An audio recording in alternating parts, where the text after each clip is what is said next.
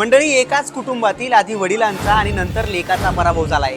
वडिलांना आधी विधानसभा निवडणुकीत पराभवाचा सामना करावा लागलाय, तर आता मुलाला महानगरपालिका निवडणुकांमध्ये पराभवाचा सामना करावा लागलाय। विशेष म्हणजे वडील आणि लेक हे शिवसेना शिंदे गटातूनच उमेदवारी करत होते आणि दोघांनाही पराभूत करणारे उमेदवार हे शिवसेना ठाकरे गटाचेच होते। हा सगळ्यात मोठा योगायोग आहे। अर्थातच मी सदा सरवणकर आणि समाधान सरवणकर यांच्याबाबत बोलत आहेत। मुंबईचा वॉर्ड क्रमांक 194 हा निवडणुका जाहीर झाल्यापासूनच चर्चेचा विषय ठरला होता, कारण या वॉर्डवर निशिकांत शिंदे आणि मनसेचे संतोष दुरी या दोन लोकांनी दावा केला होता। संतोष दुरींना उमेदवारी मिळाली नाही म्हणून त्यांनी भाजपमध्ये पक्षप्रवेश केला, अशा चर्चाही या निमित्तानं आपल्याला पाहायला मिळाल्या होत्या। मात्र यानंतर या वॉर्डमध्ये सदा सरवणकर यांचे सुपुत्र समाधान सरवणकर विरुद्ध निशिकांत शिंदे, ठाकरे वर्सेस शिंदे अशी लढत रंगली होती।